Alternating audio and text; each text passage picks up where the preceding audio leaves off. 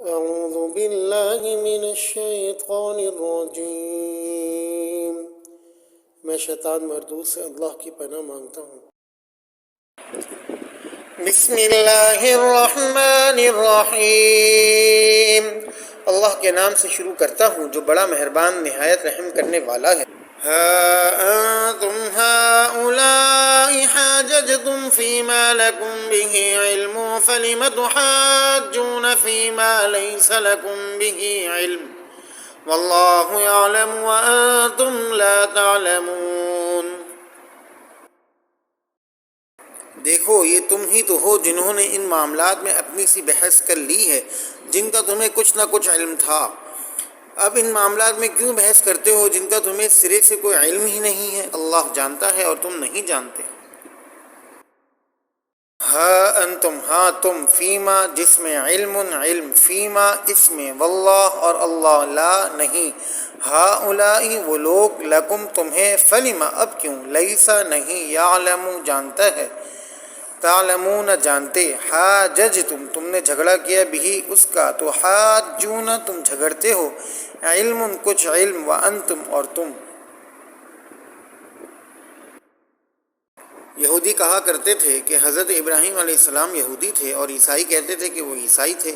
اول تو قرآن کریم نے فرمایا کہ یہ دونوں مذہب تورات اور انجیل کے نزول کے بعد وجود میں آئے، جبکہ حضرت ابراہیم علیہ السلام بہت پہلے گزر چکے تھے، لہذا یہ انتہائی احمقانہ بات ہے کہ انہیں یہودی یا عیسائی کہا جائے۔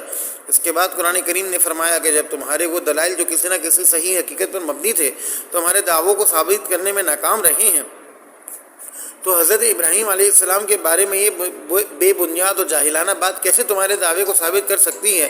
مثلا تمہیں یہ معلوم تھا کہ حضرت عیسیٰ علیہ السلام بغیر باپ کے پیدا ہوئے تھے اور اس کی بنیاد پر تم نے ان کے خدائی کی دلیل پیش کر کے بحث کی، مگر کامیاب نہ ہو سکے، کیونکہ بغیر باپ کے پیدا ہونا کسی کی خدائی کی دلیل نہیں ہو سکتا۔ حضرت آدم علیہ السلام تو ماں باپ دونوں کے بغیر پیدا ہوئے، مگر ان کو تم بھی خدا یا خدا کا بیٹا نہیں مانتے۔ جب تمہاری وہ دلیلیں بھی کام نہ آ سکیں جو اس صحیح واقعے پر مبنی تھیں، تو سراسر جاہلانہ بات کہ حضرت ابراہیم علیہ السلام نصرانی یا یہودی تھے کیسے تمہارے لیے کارآمد ہو سکتی ہے؟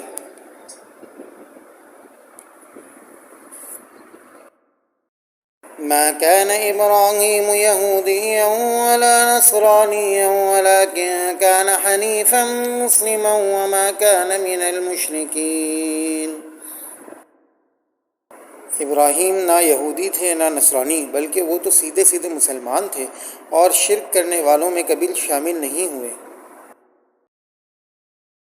ما کانا نہ تھے، نصرانیاً نصرانی، حنیفاً ایک رخ، من سے، یہودیاً یہودی، ولیکن اور لیکن، مسلماً مسلم فرما بردار، المشرکین مشرک، ولا اور نہ، کانا وہ تھے، وما اور نہ۔ ان اولى الناس بإبراهيم للذين اتبعوه وهذا النبي والذين آمنوا واللہ ولی المؤمنین۔ ابراہیم کے ساتھ تعلق کے سب سے زیادہ حقدار وہ لوگ ہیں جنہوں نے ان کی پیروی کی، نیز یہ نبی آخر الزمان صلی اللہ علیہ وسلم اور وہ لوگ ہیں جو ان پر ایمان لائے ہیں، اور اللہ مومنوں کا کارساز ہے۔ ان بے شک، للذین ان لوگ، النبی نبی، ولی کارساز، اولا سب سے زیادہ مناسبت، اتبعوہ انہوں نے پیروی کی ان کی، والذین اور وہ لوگ جو، المؤمنین مؤمن جمع، الناس لوگ، وہذا اور اس، آمنوا ایمان لائے۔ طائفة من أهل الكتاب لو يضلونكم وما يضلون إلا أنفسهم وما يشعرون۔ مسلمانوں، اہل کتاب کا ایک گروہ یہ چاہتا ہے کہ تم لوگوں کو گمراہ کر دے، حالانکہ وہ اپنے سوا کسی اور کو گمراہ نہیں کر رہے، اگرچہ انہیں اس کا احساس نہیں ہے۔ ودت چاہتی ہے، اہل الکتاب اہل کتاب، وما اور نہیں، انفسہم اپنے آپ، طائفہ ایک جماعت، لو کاش، یضلون وہ گمراہ کرتے، وما یشعرون اور وہ نہیں سمجھتے، من سے، یضلونکم وہ گمراہ کر دیں تمہیں، الا مگر، یا اہل الکتاب لم تکفرون بآیات اللہ وانتم تشہدون، اے اہل کتاب اللہ کی آیتوں کا کیوں انکار کرتے ہو حالانکہ تم خود ان کے من جانب اللہ ہونے کے گواہ ہو۔